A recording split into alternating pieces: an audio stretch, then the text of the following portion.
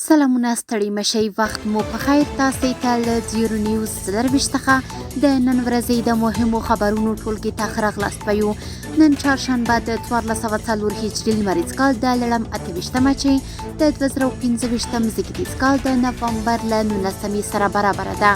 شبنم وزیر یم او تاسې ته له زیرو نیوز 24 څخه د هیواد مهم خبرونه وړاندې کوم، خو په سر کې د مهمو خبرونو سرټکي. څه د پاسه 8 میلیونه افغان ماشومانو واکسین کېدل. له 8 میلیونو څخه ډیر افغان ماشومان د شیري یا ساري ناروغۍ د کمپاین دوهم پړاو په پای ته رسیدو سره تر پوښښ لاندې راغلي دي. هند ته د اسلامي امارت پلاوي سفر. د اسلامي امارت صنعت او سوداګرۍ وزیر نورالدین عزیزي د یو لوړپوړي دولتي پلاوي په مشرۍ هند ته لاړ.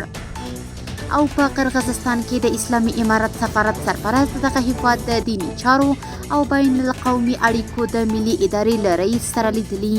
اوس هم بشپړ خبرونه. له 8 میلیونو څخه ډیر افغان ماشومان د شیري یا ساري ناروغۍ د کمپاین دوهم پړاو په پای ته رسیدو سره تر پوښښ لاندې راغلي دي. یونیسف ویلي د افغانستان د شیري د کمپاین په 2 پړاوونو کې له 14 میلیونو څخه ډیر ماشومان د یوې وژونکې خو د مخنیوي وړ ناروغۍ څخه خوندي شوي دي. د کمپاین دوهم 10 ورځنی پړاو چې د اکتوبر په 9 پیل شوی و د هیواد په 19 ګرم اقلیمي ولایتونو کې د شپږو میاشتو څخه تر 10 کلونو پورې 8 میلیونه 355,446 ماشومان په یو ډوزه واکسین کړل چې د هدف شوي شمیرې 1.9 سلنه پوښښ یې ترلاسه کړ. د هیواد د سړې هوا لرونکو 19 ولایتونو کې د کمپاین لومړی پړاو چې په اکتوبر کې ترسره شو له 8.3 میلیونو ماشومانو سره د واکسین ترسره کېدو وروسته افغانستان د ماشومانو د بشپړ واکسین په برخه کې نور پرمختګ کوي. یونیسف ویلي چې د افغانستان د څو شاخه سروې 2022 نه تر 2023 ښیي چې یوازې 50 سلنه ماشومانو د شیري لومړی دوز او یوازې 30 سلنه دوهم دوز ترلاسه کړی و.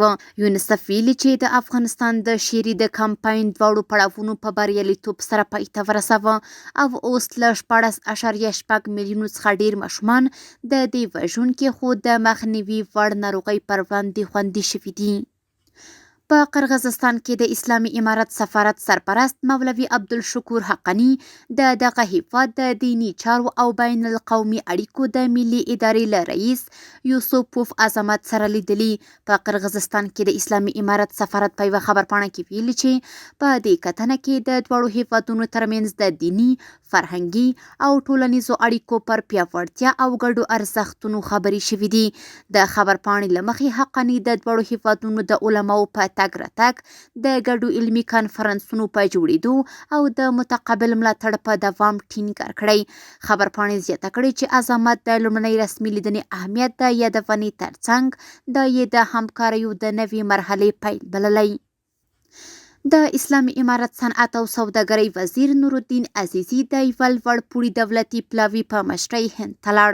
د اسلامي امارت صنعت او سوداګرۍ وزارت ویلي چې د یاد وزارت وزیر نورالدین عزیزي د یو لوړپوړي دولتي پلاوي په مشرۍ د هند په رسمي بلنه د چابهار بندر د ظرفیتونو فعالولو او موثرې ګټې اخیستنې، د هندي پانګوالو د جذب او د افغانستان او هندوستان ترمنځ د دوړخیزې سوداګرۍ د پراختیا په موخه نوې ډهلي ته لاړ.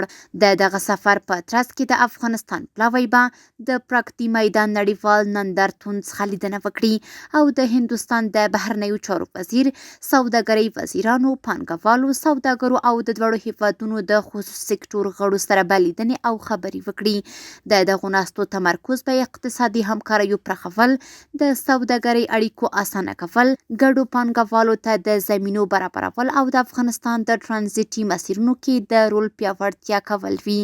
یاد سفارت افغانستان او هندوستان ترمنځ د اقتصادي او سوداګریزو اړیکو د لا پیاوړتیا په لور یو مهم ګام بلل کېږي چې تمه ده د اړیکو د ښه والي، سوداګرۍ د ودې او ټرانزیټي لارو د پراختیا لپاره مهم رول ولوبوي.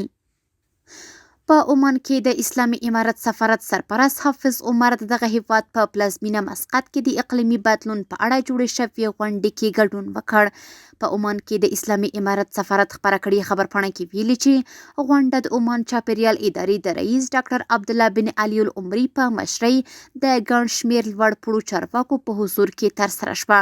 خبرپاڼه کې راغلي چې د عمان د اقلیم اونۍ به د 2026 سپټمبر له 14 تر 14 نیټې د عمان په کانفرنس مرکز کې ترسره شي او نوې نړیوالې څېړنې به پکې وړاندې شي.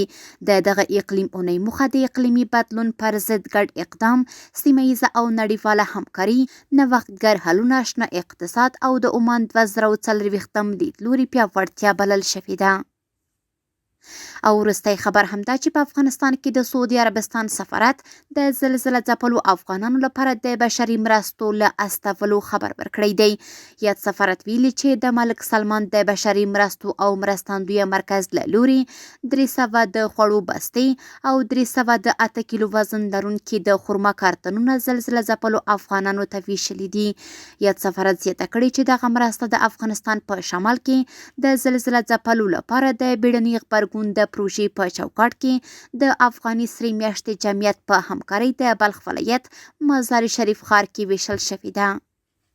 کورني خبرونه همدومره وو. د بهرنیو او سپورټي خبرونو لپاره زموږ پاڼې وڅارئ په خپل رسنیو باندې فیسبوک، انسټاګرام، ایکس افغاني، ټویټر، یوټیوب او ټیک ټاک زموږ خبرونه خوښئ او موږ تعقیب کړئ.